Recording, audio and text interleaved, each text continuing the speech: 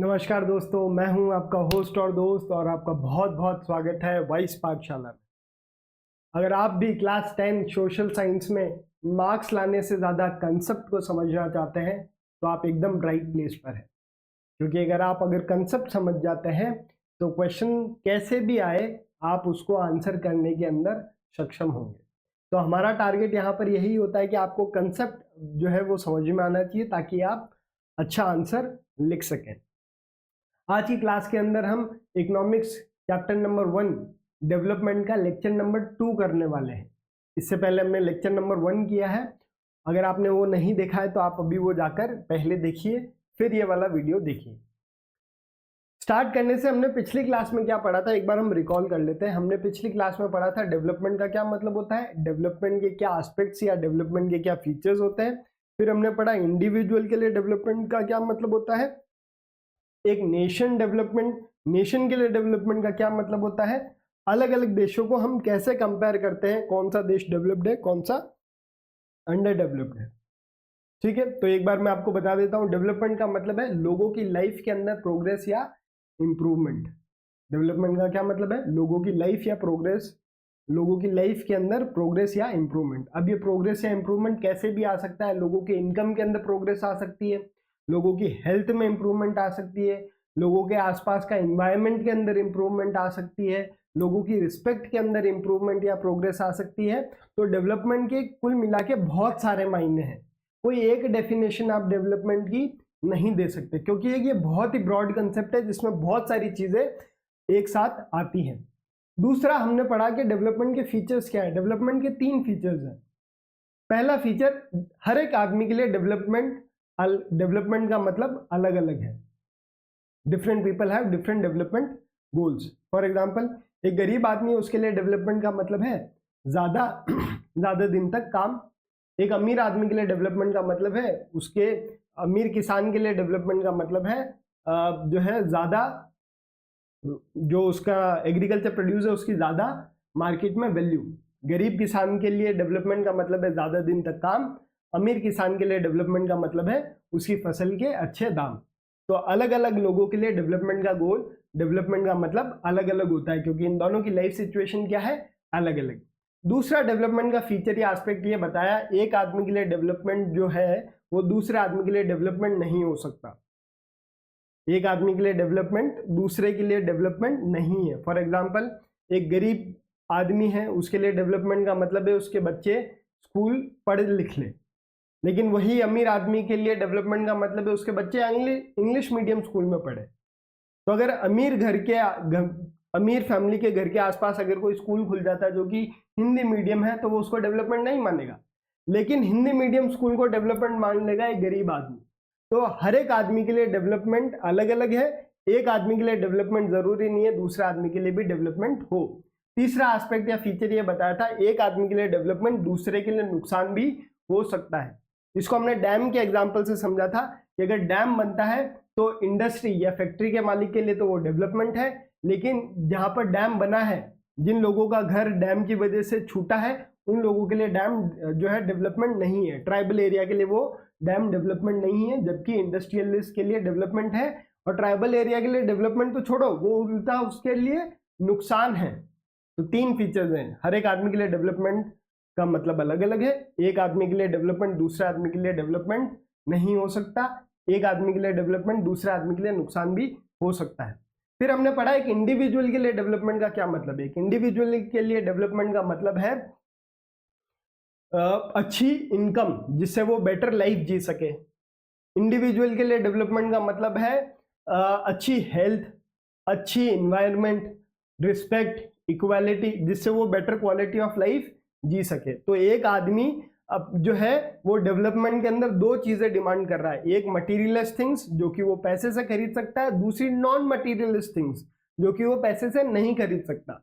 Materialist things से उसको मिलेगी better life, non materialist things से उसको मिलेगी क्वालिटी ऑफ लाइफ। तो एक आम आदमी अपने डेवलपमेंट में बहुत सारी चीजें डिमांड करता है। तो एक आम आदमी के लिए जो डेवलपमेंट का मतलब है वो मिक्स है, मिक्स डेवलपमेंट गोल है आदमी का, क्योंकि वो बहुत सारी चीजें डिमांड कर रहा है, वो कोई एक चीज डिमांड नहीं कर रहा। अब बात आती है नेशन के लिए डेवलपमेंट का क्या मतलब होता है। क्योंकि नेशन वहां के लोगों से मिलकर बनता है, और मैंने बताया हर एक लोगों के लिए डेवलपमेंट का मतलब अलग अलग है। फॉर एग्जांपल एक आदमी बोल रहा है देश तब डेवलप हो जाएगा जब देश की जीडीपी बढ़ जाएगी, दूसरा आदमी बोल रहा है देश तब डेवलप होगा जब देश के अंदर क्लीन एनवायरनमेंट होगा। दो आदमी सेम नेशन में रह रहे हैं और डेवलपमेंट, नेशन डेवलपमेंट की अलग अलग डेफिनेशन बता रहे हैं। तो नेशन डेवलपमेंट की जो डेफिनेशन है वो भी बहुत ज्यादा ब्रॉड है।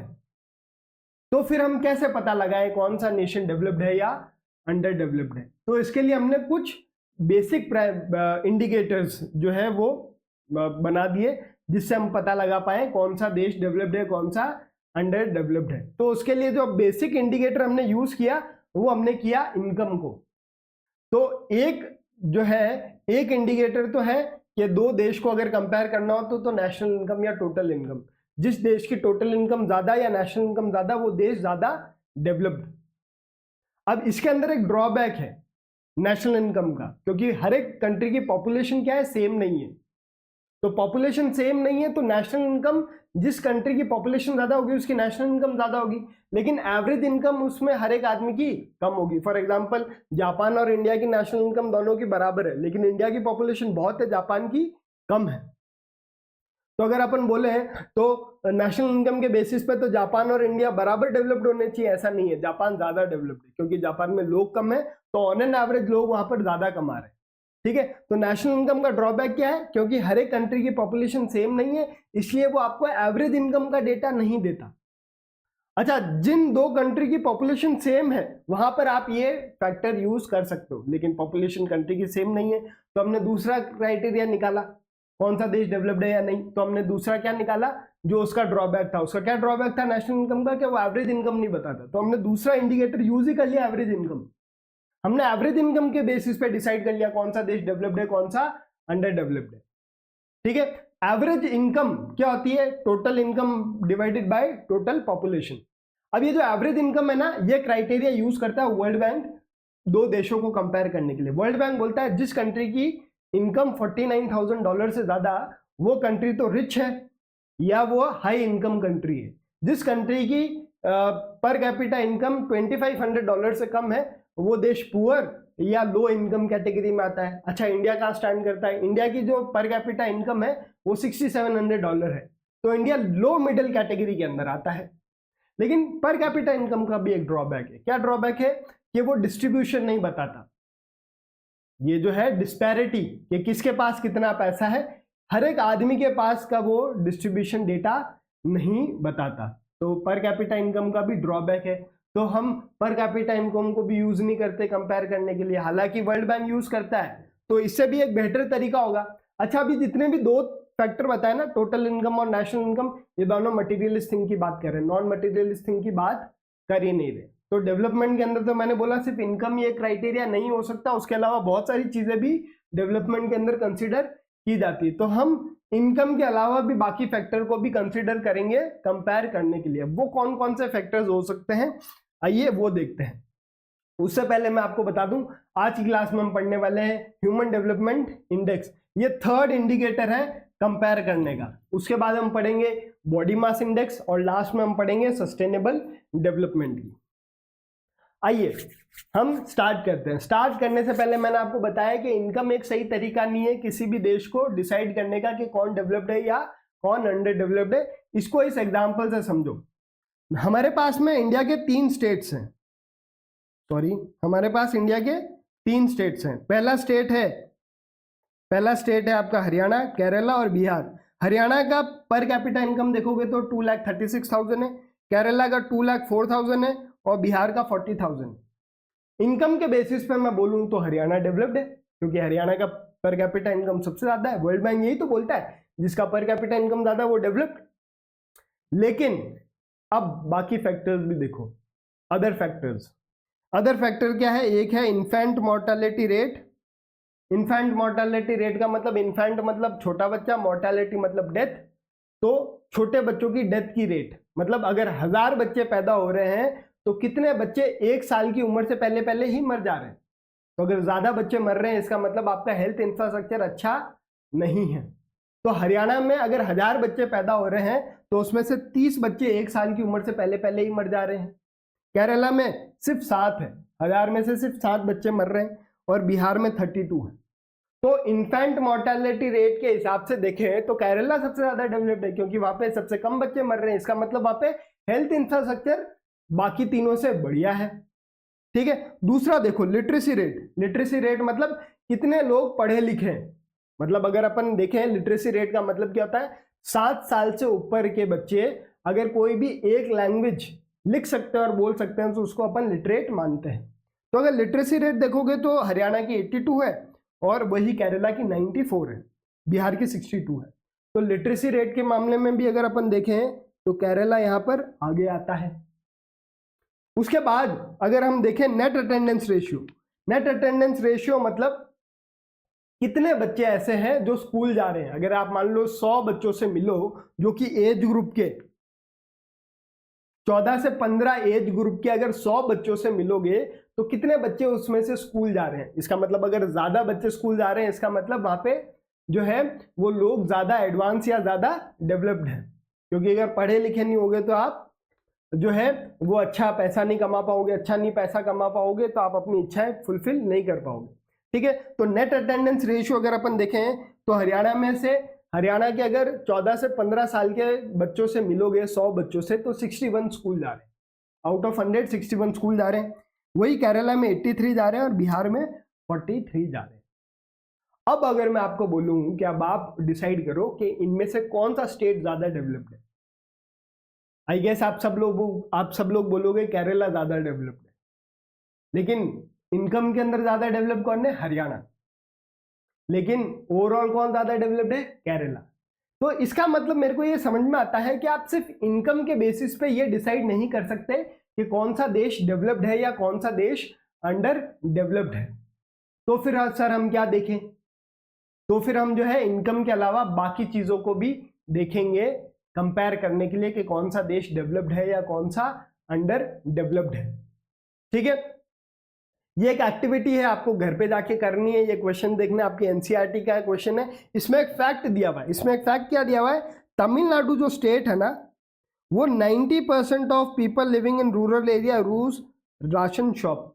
मतलब तमिलनाडु के अंदर 90% लोग अपना जो खाना है वो राशन शॉप से लेते हैं। राशन शॉप मतलब कम दाम पे सब्सिडाइज रेट में 1 किलो रुपए चीनी, 1-2 रुपए किलो गेहूं, ऐसे सस्ता खाना मिलता है। वही बंगाल के अंदर 35% है। वेस्ट बंगाल में कितना है, 35। मतलब वेस्ट बंगाल में कम लोग राशन शॉप से खाना अफोर्ड ले पा रहे हैं। इसका मतलब तमिलनाडु के अंदर लोग जो है वो भूखे नहीं है क्योंकि उनको खाना मिल रहा है। वेस्ट बंगाल में लोग भूखे मर रहे होंगे क्योंकि उनको राशन शॉप से खाना नहीं मिल रहा है। ठीक है, ये जो है ये आपके लिए होमवर्क रहेगा, इसको आप एक बार घर पे जाके खुद से सॉल्व करेंगे। ठीक है, अब मैंने बोल दिया कि इनकम सही तरीका नहीं है, टोटल इनकम सही तरीका नहीं है, पर कैपिटा सही तरीका नहीं है, तो फिर सही तरीका है कौन सा। तो हमने एक थर्ड इंडिकेटर निकाला जिसको हमने बोला ह्यूमन डेवलपमेंट इंडेक्स। अब ये ह्यूमन डेवलपमेंट इंडेक्स क्या है, जैसे पर कैपिटा इनकम से 2 कंट्री को कौन कंपेयर कर रहा है, वर्ल्ड बैंक। वैसे ह्यूमन डेवलपमेंट इंडेक्स से 2 कंट्री को कंपेयर कर रहा है यूएनडीपी। कौन कर रहा है, UNDP, united nation development programme, UNDP. 1 number का क्वेश्चन 3 नंबर का क्वेश्चन आ सकता है। वर्ल्ड बैंक और यूएनडीपी वर्ल्ड को, कंट्रीज को कैसे कंपेयर करते हैं, कंपेयर करने का क्या है, तो वर्ल्ड बैंक करता है पर कैपिटा इनकम और यूएनडीपी कर रहा है एचडीआई। पर कैपिटा इनकम में एवरेज इनकम देख रहे हैं, एचडीआई के अंदर हम बहुत सारे फैक्टर्स ले रहे हैं। वर्ल्ड बैंक का जो क्राइटेरिया है वो नैरो कंसेप्ट है, इनका ब्रॉड कंसेप्ट है। तो ये आपको मोटे मोटे डिफरेंस आने चाहिए। तो therefore the best way to compare nation state is through human development index. अब यूएनडीपी क्या करता है, हर साल एक रिपोर्ट निकालता है, ह्यूमन डेवलपमेंट रिपोर्ट, और उस रिपोर्ट के अंदर वो ह्यूमन डेवलपमेंट इंडेक्स, मतलब उस रिपोर्ट के अंदर वो ये बताता है, एचडीआई रैंकिंग निकालता है। वो उस रिपोर्ट के अंदर वो एचडीआई रैंकिंग निकालता है। 3 इंडिकेटर यूज करता है, उन इंडिकेटर के बेसिस पे हर एक कंट्री को वो 0 to 1 के बीच में रैंकिंग करता है। ठीक है, 0 to 1 के बीच में इंडेक्स निकालता है। 1 के पास में मतलब ज्यादा एचडीआई, 0 के पास में लो एचडीआई। इंडिया की जो एचडीआई है ना वो 0.64 के आसपास है। ठीक है, तो इंडिया जो है ना कि ज्यादा डेवलप्ड है ना ही अंडर डेवलप्ड, बीच में कहीं पे स्टैंड कर रहा है। तो बेस्ट तरीका क्या है किसी भी कंट्री को कंपेयर करने का, वो है ह्यूमन डेवलपमेंट इंडेक्स। कौन यूज कर रहा है? यूएनडीपी। यूएनडीपी हर साल एक रिपोर्ट निकालता है, ह्यूमन डेवलपमेंट रिपोर्ट, उसके अंदर वो कंट्री को रैंक करता है on the basis of HDI, human development index. अब सवाल ये आता है कि ह्यूमन डेवलपमेंट इंडेक्स में क्या क्या क्राइटेरिया के ऊपर कंट्रीज को कंपेयर किया जाता है। तो मैंने क्या बोला, ह्यूमन डेवलपमेंट इंडेक्स एक ब्रॉड कंसेप्ट है, तो इसके अंदर बहुत सारी चीजें आ रही होगी। कितनी चीज आ रही है? सबसे पहले इसके अंदर हम क्राइटेरिया ले रहे हैं, वो हेल्थ को ले रहे हैं, और हेल्थ के अंदर हम क्या देख रहे हैं? Life expectancy at birth. Life expectancy at birth, इसका मतलब ऑन एन एवरेज अगर एक बच्चा पैदा हुआ है तो वो कितने साल जिएगा। अगर वो ज्यादा साल जी रहा है, इसका मतलब हेल्थ इंफ्रास्ट्रक्चर वहां पर बढ़िया है। दूसरा हमने क्या लिया? Standard of living. दूसरा हमने क्या लिया? दूसरा हमने लिया स्टैंडर्ड ऑफ लिविंग, मतलब लोगों की लाइफस्टाइल कैसी है। तो लोगों की लाइफस्टाइल कैसी है कैसे पता लगाओगे? उनके इनकम के बेसिस पे। लोगों की अगर इनकम ज्यादा होगी तो उनकी लाइफस्टाइल भी क्या होगी? बढ़िया होगी, अच्छा खाना खाएंगे, अच्छे घर में रहेंगे, बढ़िया कार होगी। तो जो है gross national per capita income, कुल मिला के हम पर कैपिटा इनकम ही देख रहे हैं, आदमी की एवरेज इनकम क्या, ऑन एन एवरेज आदमी कितना कमा रहा है। तीसरा क्या है? एजुकेशन। तो एचडीआई में हम 3 इंडिकेटर यूज कर रहे हैं। कौन सा? हेल्थ में life expectancy, standard of living के अंदर हम पर कैपिटा इनकम देख रहे हैं, और तीसरा एजुकेशन। एजुकेशन में हम क्या देख रहे हैं? Mean year of schooling. Mean year of schooling मतलब अगर 25 साल का आदमी है तो उससे आप जाके पूछोगे कि कितने साल स्कूल गया या कितनी स्कूलिंग की है, तो बोलेगा मैंने नर्सरी से 6 तक की है। तो ऑन एन एवरेज वो 25 साल का जो आदमी हो गया, तो 25 साल क्यों लिया है? क्योंकि आदमी की जो एजुकेशन है वो 25 साल तक होती है। 18 साल तक आप 12वीं करते हो, 21 साल तक आपकी ग्रेजुएशन होती है, 23 साल तक आपकी जो है मास्टर्स होती है, ठीक है। और 2 साल आप बफर मान लो, आपने मान लो कुछ और भी कोर्स किया हो या बीच में ड्रॉप लिया हो, तो 25 साल के आदमी से पूछते हैं कितने साल स्कूल गया। तो अगर आपने मास्टर्स की भी है तो वो बोलेगा मैंने 23 साल तक जो है वो स्कूलिंग करी है। कितने साल तक स्कूलिंग करी है? 23 साल तक स्कूलिंग करी है। अच्छा, इंडिया में जो स्कूलिंग का जो एज बताया वो 6 साल से बताया, 6 साल से बताया, तो कुल मिला के 19 साल तक आप देख रहे हैं। तो मतलब 12वीं ग्रेजुएशन तक हम देख रहे हैं। तो अगर जिस बच्चे ने ग्रेजुएशन पोस्ट ग्रेजुएशन किए तो उसका मीन स्कूल ईयरिंग 23 साल का आएगा, मतलब उसने अच्छा स्कूल में पढ़ा है। लेकिन जो 5वीं पास आउट है वो बोलेगा मेरा मीन ईयर स्कूलिंग क्या है? 5 ईयर। तो मीन स्कूल ईयर जिसका ज्यादा होगा, इसका मतलब वहां पे एजुकेशन का स्टैंडर्ड क्या है? ज्यादा, और जहां पर मीन ईयर ऑफ स्कूलिंग कम है वहां पे एजुकेशन कम होगा, ठीक है। तो हमने अलग अलग कंट्रीज को इन जो है वो क्राइटेरियाज पे मेजर किया। ये टेबल आपको बताती है इंडिया और उसके नेबर्स का जो है ये क्या डेटा है। अगर अपन सबसे पहले देखें तो हमने पर कैपिटा इनकम की बात की, तो इंडिया का पर कैपिटा इनकम है 6590, मतलब एक साल के अंदर भारत का लोग एक साल के अंदर जो है वो $6590 कमा रहा है। कितना ये? डॉलर। तो अगर आप इसको मोटा मोटा कंपेयर करोगे तो भारत में on an average per capita income जो है वो 6 लाख रुपए के आसपास है, क्योंकि $1 को अगर मैं 100 रुपीज मान लूं तो जो है 6.5 लाख रुपए एक आदमी कमा रहा है। तो ग्रॉस जो है इससे हमको पता चलता है अगर आदमी 6 लाख रुपए कमा रहा है तो उसका स्टैंडर्ड ऑफ लिविंग कैसा होगा। एक आदमी अगर 10 लाख रुपए साल में कमा रहा है तो उसका स्टैंडर्ड ऑफ लिविंग ज्यादा होगा, एक अगर 4 कमा रहा है तो उसका स्टैंडर्ड ऑफ लिविंग कम होगा। तो अगर अपन नेबर्स में बात करें तो सबसे ज्यादा पर कैपिटा इनकम है श्रीलंका का, तो श्रीलंका का पर कैपिटा इनकम ज्यादा है। तो अगर स्टैंडर्ड ऑफ लिविंग की बात करें तो श्रीलंका के लोगों का स्टैंडर्ड ऑफ लिविंग इंडिया के लोगों से ज्यादा है, ठीक है। उसके बाद लाइफ एक्सपेक्टेंसी एट बर्थ, मतलब ऑन एन एवरेज एक आदमी कितना जीता है, तो इंडिया में जीता है 67 ईयर और वही श्रीलंका में जी रहा है 76 ईयर। मतलब श्रीलंका का आदमी ऑन एन एवरेज इंडिया के आदमी से 10 साल ज्यादा जी रहा है। क्यों जी रहा है? या तो वहां पे एनवायरमेंट बढ़िया हो सकता है, यहाँ वहां का हेल्थ इंफ्रास्ट्रक्चर जो है वो बढ़िया हो सकता है। फिर मीन ईयर ऑफ स्कूलिंग, मतलब ऑन एन एवरेज अगर 25 साल के आदमी से पूछो तो वो कितने साल स्कूल गया है, भारत में वही है 6.7। मतलब भारत में अगर 25 साल के आदमी से पूछोगे 100 लोगों से अगर आप पूछोगे और उनका एवरेज निकालोगे तो बोलेगा हम सिर्फ 7 साल स्कूल गए, मतलब वो 12वीं से पहले ही उन्होंने स्कूल छोड़ दिया। तो फिर आप एजुकेशन का लेवल कम है। वही श्रीलंका में कितना है 10.8, मतलब 11 मान लो। तो श्रीलंका में ऑन एन एवरेज 25 साल का आदमी जो है वो 11 साल वो स्कूल मतलब उसमें पढ़ाई को दिए हैं, और भारत में वही जो है वो 7 साल दिए। तो श्रीलंका की एचडीआई जो है हमसे ज्यादा है। अच्छा, हमारी जीडीपी या टोटल इनकम श्रीलंका से ज्यादा है, तो हम यूं देखें तो श्रीलंका से ज्यादा डेवलप्ड है। लेकिन नहीं, अगर आप बाकी फैक्टर्स देखोगे तो इंडिया श्रीलंका से काफी नीचे है। रैंकिंग की बात करोगे तो श्रीलंका की 73 है और वही इंडिया की 132 है, ज्यादा है। अच्छा, कितने देश 189 में से इंडिया की रैंक है 132। अब आप देख लो कितना पीछे है अपन। हाँ, अपन ने जीडीपी टोटल इनकम में हम आगे हैं, लेकिन बाकी फैक्टर्स में हम बहुत पीछे हैं। समझ में आ रहा है? वही श्रीलंका की कितनी है 73। तो एक नंबर का क्वेश्चन बन सकता है कि इंडिया के नेबर में कौन सी कंट्री की एचडीआई रैंकिंग इंडिया से बेहतर है। हालांकि बहुत सारी और भी है, ठीक है। अगर आप भूटान की देखोगे तो भूटान भी इंडिया से आगे है, ठीक है। तो आपके एक क्वेश्चन ये बन सकता है एचडीआई जो है वो कौन कैलकुलेट करता है, एचडीआई के बेसिस पे कौन कंपेयर कर रहा है, यूएनडीपी। एचडीआई के अंदर कितने इंडिकेटर यूज कर रहे हैं, 3। पहला कर रहे हैं हेल्थ, जिसके अंदर हम लाइफ एक्सपेक्टेंसी एट बर्थ देखते हैं। दूसरा हम कर रहे हैं स्टैंडर्ड ऑफ लिविंग, जिसके अंदर हम gross national per capita income या पर कैपिटा इनकम देख रहे हैं। फिर थर्ड है आपका एजुकेशन में हम देख रहे हैं mean year of schooling of 25 year of age. India के अंदर, इंडिया के नेबर्स में इंडिया से एचडीआई रैंकिंग बेहतर किसकी है, श्रीलंका की, ठीक है। समझ में आया? अब हम बात करते हैं बॉडी मास इंडेक्स की। बॉडी मास, सॉरी ये एस होगा ना, body mass index. Body mass index क्या होता है? कुल मिला के बॉडी मास इंडेक्स बताता है कि कौन आदमी ओवरवेट है और कौन आदमी अंडरवेट है।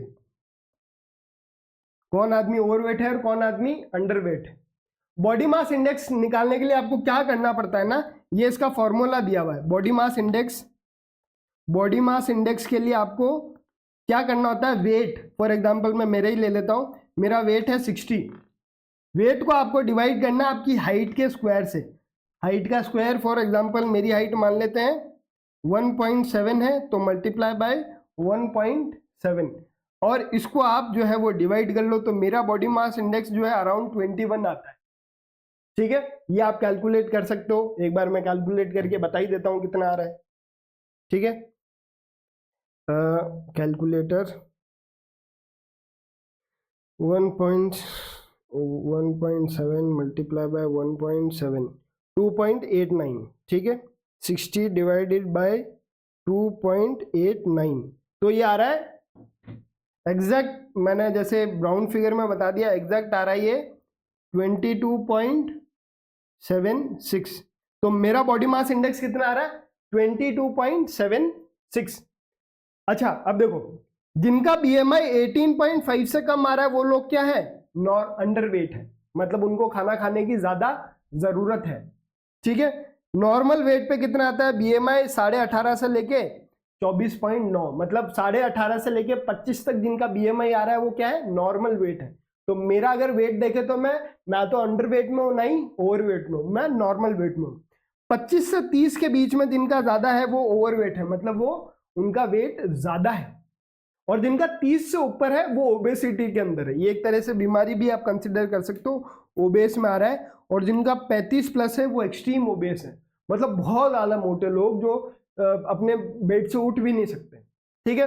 तो बीएमआई जो है वो एक हेल्थ का जो है वो हेल्थ का इंडिकेटर हो सकता है या न्यूट्रिशन का इंडिकेटर हो सकता है। इसके बेसिस पे भी आप पता लगा सकते हो कि देश की पॉपुलेशन कैसी है, हेल्दी है, न्यूट्रिशियस है या नहीं है। तो बॉडी मास इंडेक्स का आपको फॉर्मूला पता होना चाहिए, weight divided by height square. Height कैसे लेनी है, मीटर में लेनी है, ठीक है।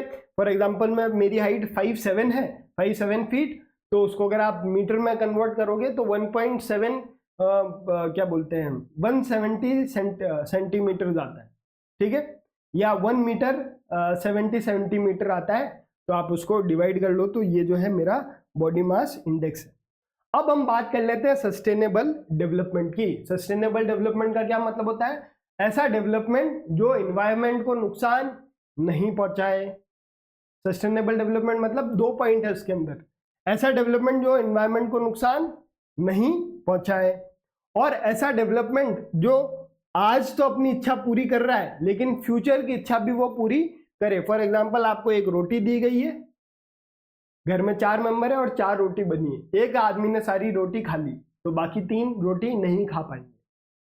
ऐसा है कि फिर बोले एक आदमी भूखा रह गया, उसने बाकी 3 को खिला लिया, तो खुद की नीड भी फुलफिल नहीं हुई। तो सस्टेनेबल डेवलपमेंट क्या है? प्रेजेंट नीड को तो फुलफिल करें लेकिन फ्यूचर नीड को कॉम्प्रोमाइज नहीं करें। आप डेवलपमेंट करो, ऐसा नहीं डेवलपमेंट नहीं करो, डेवलपमेंट करो, लेकिन वो डेवलपमेंट ऐसा होना चाहिए कि जो आने वाला फ्यूचर है ना उसको भी वो डेवलपमेंट करने का मौका मिले। फॉर एग्जांपल आपके पास में क्रूड ऑयल है, आपने डेवलपमेंट के चक्कर में सारा क्रूड ऑयल निकाल के खत्म कर दिया, अब जो लोग आपके बाद में आएंगे उनको भी तो क्रूड ऑयल चाहिए होगा, उसके लिए क्रूड ऑयल बचा ही नहीं है। तो आपको डेवलपमेंट कैसे करना है? फ्यूचर नीड को देख के भी, कि आज तो हमको जरूरत है, फ्यूचर में भी तो जरूरत होगी, तो डेवलपमेंट ऐसा करना है जो सस्टेन किया जा सके लंबे टाइम तक। आज भी डेवलपमेंट कर सको, आने वाले टाइम पे भी कर सको, और उसके आने वाले टाइम पे भी डेवलपमेंट कर सको। तो डेवलपमेंट के 2 फीचर्स है। पहला क्या है? Development should take place without damaging environment. Sustainable development क्या है? ऐसा डेवलपमेंट जो एनवायरनमेंट को नुकसान नहीं पहुंचाता। Development in present should not compromise with the needs of future generation. आज जो आप डेवलपमेंट कर रहे हो इसकी वजह से आने वाली पीढ़ी को नुकसान नहीं झेलना पड़े। फॉर एग्जाम्पल आपने इतना डेवलपमेंट किया, ग्लोबल वार्मिंग कर दी, टेम्परेचर बढ़ा दिया, तो आने वाली पीढ़ियों के लिए आपने ग्लोबल वार्मिंग बढ़ा के दी, तो खुद ने तो डेवलपमेंट कर दिया, फ्यूचर नीड को कॉम्प्रोमाइज कर दिया। सारा क्रूड ऑयल आपने खत्म कर दिया, आने वाली जनरेशन को क्रूड ऑयल मिला ही नहीं। सारा ग्राउंड वाटर आपने एक्सट्रैक्ट कर दिया, आने वाली जनता को मिला ही नहीं। ठीक है, तो डेवलपमेंट ऐसा करो कि आपकी नीड तो फुलफिल हो ही होए, आपकी आने वाली जनरेशन की भी नीड फुलफिल हो जाए। इसका एक एग्जांपल है, देखो ग्राउंड वाटर। ग्राउंड वाटर जो है वो रिन्यूएबल रिसोर्स है। कैसा रिसोर्स है? Renewable resource. रिन्यूएबल रिसोर्स मतलब वापस से रिन्यू हो जाता है। कैसे होता है? आपने ग्राउंड वाटर निकाला धरती से और बारिश हुई और वापस से ग्राउंड वाटर क्या हो गया? रिचार्ज हो गया। लेकिन इसमें देखो, अब अगर आप सस्टेनेबल हो तो आप क्या करोगे? जितना पानी रिचार्ज हो रहा है, बारिश से नीचे जा रहा है, उतना ही आप बाहर निकालोगे। अगर आप ज्यादा पानी बाहर निकालो और कम पानी अंदर जा रहा है तो इवेंचुअली क्या होगा? ये ग्राउंड वाटर खत्म हो जाएगा। तो वो तो सस्टेनेबल तरीका नहीं है। सस्टेनेबल तरीका क्या है? जितना रिचार्ज हो रहा है उतना ही निकालो या उससे थोड़ा कम निकालो। तो अगर ग्राउंड वाटर की एग्जांपल की बात करें तो इंडिया में 300 डिस्ट्रिक्ट ऐसी है जहां पर ग्राउंड वाटर जो है वो 4 मीटर से ज्यादा गिर गया है पिछले 20 सालों में। इंडिया में 300 डिस्ट्रिक्ट ऐसी है जहां पर ग्राउंड वाटर लेवल जो है वो 4 मीटर कम हो गया है पिछले 20 सालों में। इसका मतलब क्या है? हमने पानी जितना रिचार्ज हुआ उससे ज्यादा बाहर निकाल लिया। तो ये सस्टेनेबल तरीका नहीं है। 1/3 of country is over using ground water. अगर पूरे कंट्री का एरिया ले ले तो 1/3 कंट्री का जो पार्ट है वो ग्राउंड वाटर को ज्यादा यूज कर रहा है। इसका मतलब 2/3 जो कंट्री है वो ग्राउंड वाटर को ज्यादा एक्सप्लॉइट नहीं कर रही है। और एक ये भी बोल रहे हैं कि अगर यही पानी का यूज चलता रहा, if present use continues, 2/3 of country will be using overground water in coming 25 years. जिस तरीके से पानी हम आज निकाल रहे हैं तो क्या होगा? किसी एरिया में पानी खत्म हो जाएगा, फिर हम दूसरे एरिया का निकालेंगे, दूसरे एरिया का निकालेंगे, इसका मतलब ज्यादा एरिया से पानी को ओवर यूज करेंगे। तो अगर प्रेजेंट तरीका चलता रहा पानी का निकालने का, तो अभी तो 1/3 ही ओवर यूज हो रहा है, प्रेजेंट तरीका चलता रहा तो 2/3 हो जाएगा आने वाले 25 सालों के अंदर। ठीक है, अब ग्राउंड वाटर को हम कहां पर ओवर यूज कर रहे हैं? सबसे ज्यादा तो ग्राउंड वाटर यूज होता है एग्रीकल्चर, पानी देने के अंदर। क्रॉप्स उगते हैं तो उसके अंदर पानी लगता है। कहाँ लग रहा है? देखो पंजाब हो गया, वेस्ट यूपी हो गया, हरियाणा हो गया, यहाँ पर हम ग्राउंड वाटर को एग्रीकल्चर के अंदर बहुत यूज कर रहे हैं। अर्बनाइजेशन, शहर बढ़ रहे हैं, उसकी वजह से पानी का कंजम्पशन भी बढ़ रहा है। कहाँ पर? Plateau region of central and south India and coastal regions, क्योंकि इन एरिया के अंदर जो है सरफेस वाटर का सोर्स इतना नहीं है, तो ये सारा पानी जो है वो ग्राउंड वाटर से निकाल के अपनी डिमांड को फुलफिल करते हैं। ठीक है। इसी के अंदर जो है वो एक तो हमने पढ़ा रिन्यूएबल रिसोर्स, मतलब अगर आप सस्टेनेबली यूज नहीं करोगे तो रिन्यूएबल रिसोर्स भी खतरे में आ जाता है।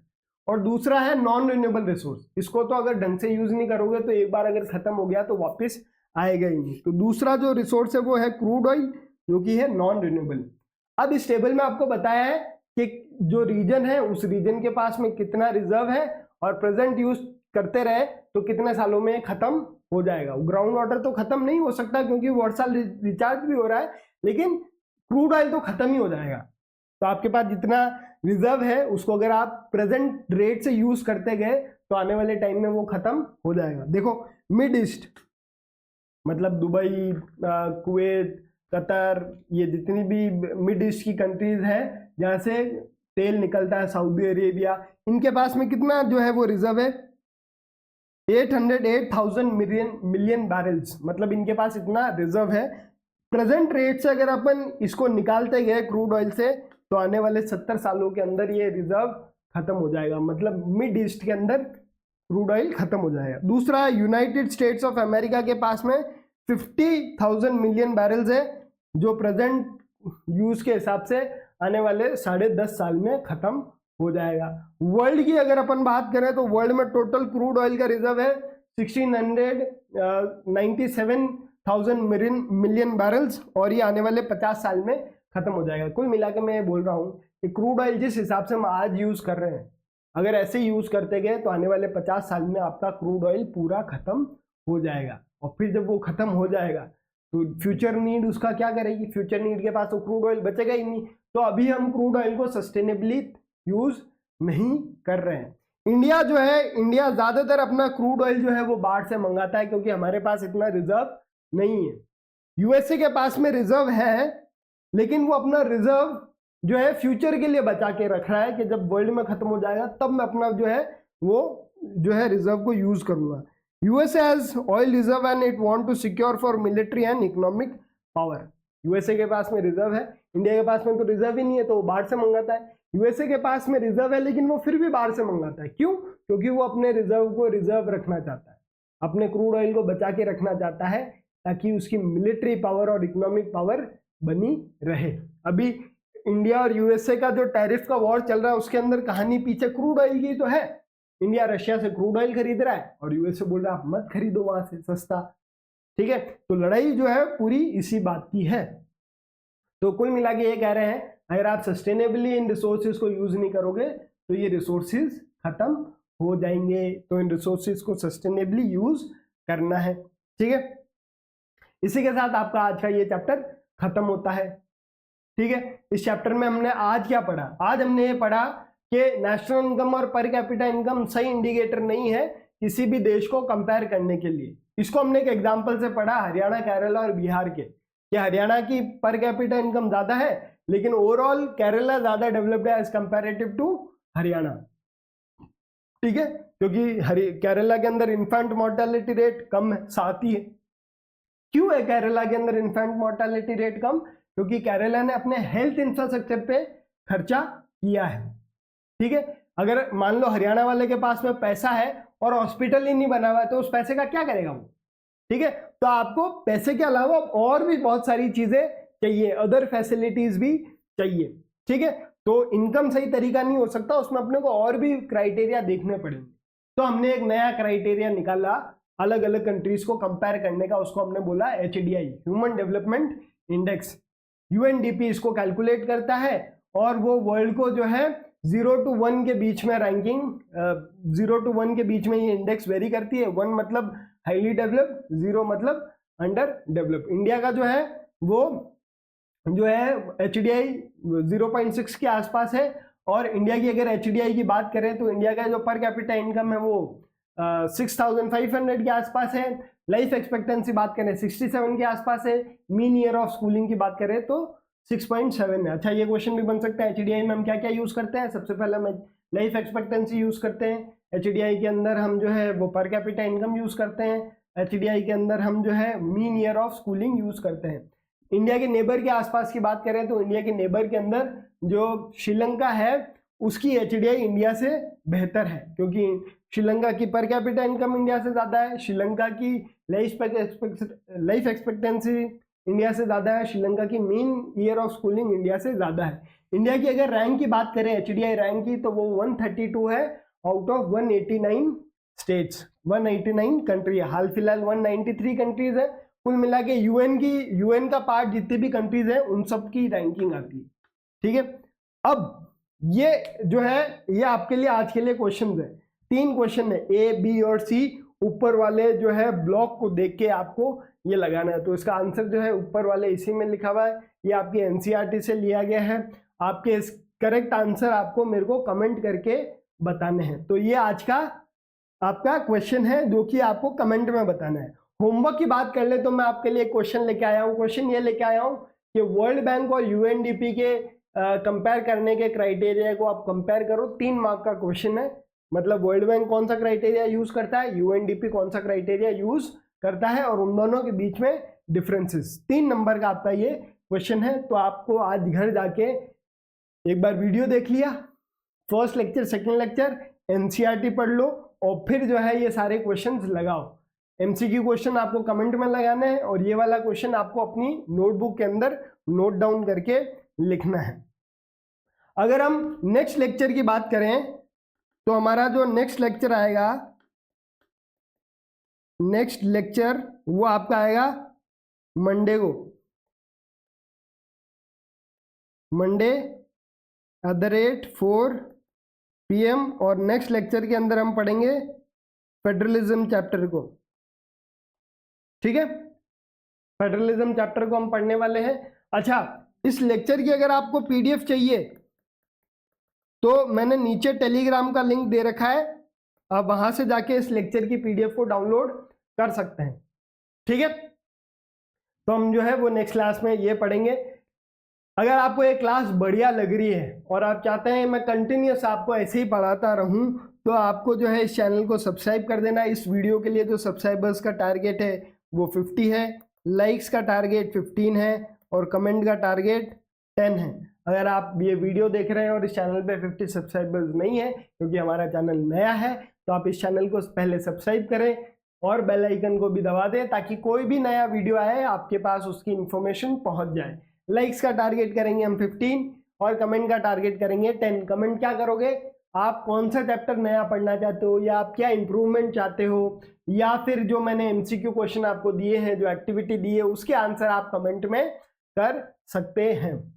ठीक है, बाकी मैं आने वाले चैप्टर में तो डिस्कस करूंगा ही करूंगा। ठीक है, इसी के साथ हमारी क्लास खत्म होती है। हमारा वीडियो हर मंडे, हर वेडनेसडे, हर फ्राइडे शाम 4 बजे आता है विदाउट अ डाउट। तो आप जो है हमारे साथ हर मंडे, हर फ्राइडे, हर वेडनेसडे, हर फ्राइडे शाम 4 बजे जुड़कर अपने सोशल साइंस की क्लास को, या सोशल साइंस का जो सब्जेक्ट है उसको आप बेहतर तरीके से कर सकते हैं। हम मिलते हैं नेक्स्ट क्लास के अंदर। आई होप आपको ये चैप्टर पसंद आया होगा। तब तक के लिए जय हिंद, जय भारत।